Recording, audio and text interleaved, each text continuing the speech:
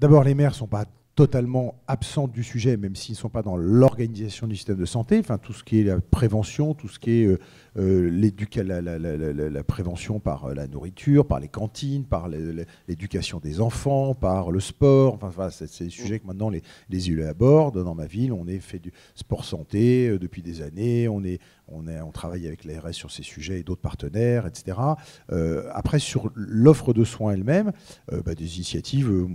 À Fontainebleau, on a ouvert une maison de santé universitaire, c'est-à-dire on a travaillé avec Henri Mondor, l'université le département de médecine de l'université Paris. Une des premières maisons universitaires, je crois. Oui, c'était il y a 5 ans et c'était à l'époque une des premières, qui est effectivement avec des médecins généralistes qui ont le statut de maître de stage, qui accueillent des internes en médecine, avec le pari que ces internes en médecine trouvent que la ville est sympa, et peut-être qu'au moment de l'installation choisissent de le faire. Depuis 5 ans, on a déjà 2 internes qui, ayant fait leur stage dans cette maison de santé universitaire, se sont installés à Fontainebleau ou à proximité. Et donc finalement, la machine à réinstallation, on l'amorce de cette manière. Donc les municipalités ont un vrai pouvoir pour créer des maisons. Est-ce que dans les autres villes... Après, il y a d'autres initiatives qui existent. Il n'y a pas une initiative magique qui permettrait de répondre à cette question un peu stressante et lancinante.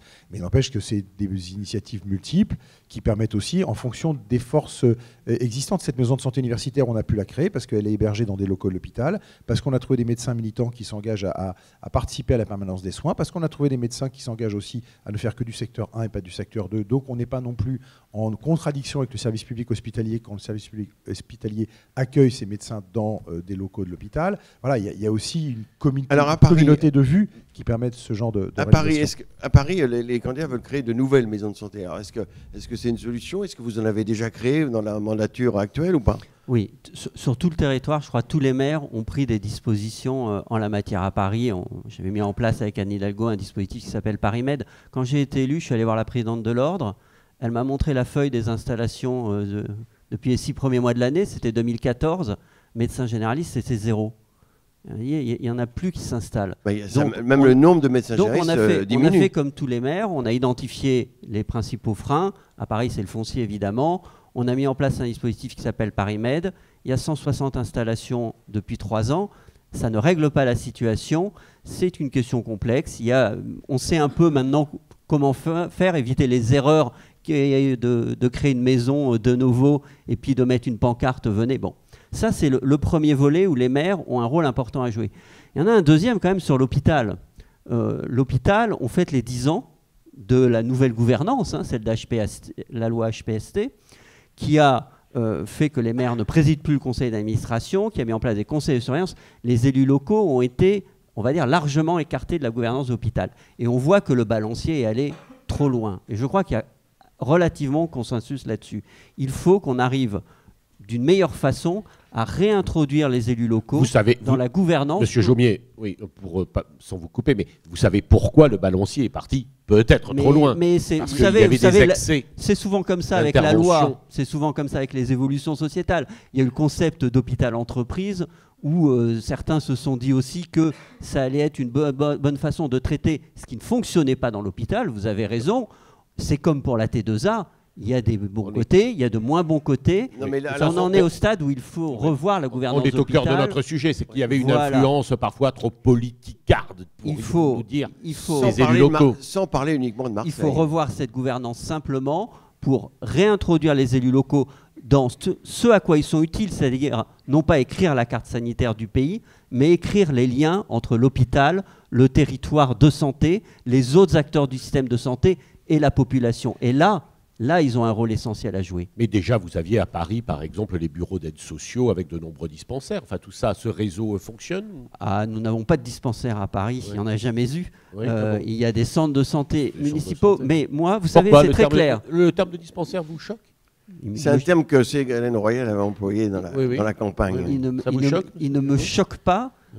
Ce à quoi je suis attentif, c'est au contenu et à ce qu'ils disent et aux acteurs. Et moi, je dis simplement, et c'est ce que nous portons, qu'il y a différents acteurs dans un système de santé, des acteurs publics, des acteurs privés, des acteurs associatifs, et que nous devons articuler l'ensemble de ces acteurs et en répartir les compétences. Et à l'heure actuelle, on voit bien que la gouvernance de l'hôpital est une gouvernance qui a des effets, on va dire, collatéraux, qui ne sont pas bons et que l'hôpital est en grande souffrance. Notre excellent... Pardon, excuse-moi. Christophe Bouillon, peut-être. Christophe Bouillon, oui. Bien sûr.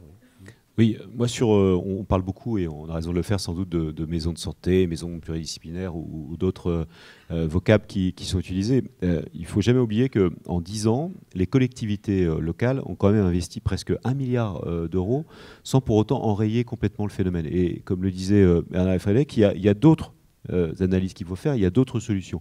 Et notamment, ça, beaucoup de mairies l'ont compris, c'est que pour jouer la carte de l'attractivité, il faut ne pas se contenter, même si c'est important, de dire écoutez, on va dédier un lieu pour y accueillir des professionnels de santé.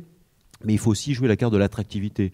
Et tout ce qui est fait dans un territoire et dans une commune, je parle notamment des petites villes de France, qui visent à offrir des services publics, à offrir de l'animation culturelle, l'animation sportive, bref, de créer un cadre de vie, compte aussi. On voit bien d'ailleurs quand, je crois que l'exercice a été fait il y a quelque temps de cela, on interroge les internes sur, j'ai envie de dire, qu'est-ce qui les attire dans un territoire. Il y a la situation souvent du conjoint et de la conjointe, mais pas seulement, il y a aussi la qualité des services que propose un territoire. Et souvent, si on a des déserts médicaux, c'est qu'on a parfois des déserts tout court, et qu'il faut aussi, pour les territoires, agir dans cette direction-là, et notamment aussi sur la question des mobilités, parce que c'est fini en effet l'époque où on s'attend à ce qu'un médecin vienne vivre dans la petite ville.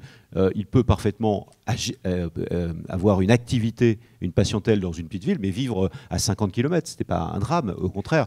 Mais en tout cas, il faut jouer ces complémentarités. Vous aussi, vous voulez réinvestir l'hôpital ? Je pense que je suis assez d'accord sur le fait qu'on est allé trop loin en écartant les élus de la gouvernance, pour le coup, parce que quelque part, moi je le vois aujourd'hui, ce qui s'est passé aussi, c'est qu'il y a des maires parfois qui, au sein même des conseils de surveillance, se sont fait remplacer par des élus de leur conseil municipal, et ce sont les personnels médicaux aujourd'hui qui viennent voir les maires en disant venez vous impliquer, on a besoin de vous, ne serait-ce que pour vous nous défendre.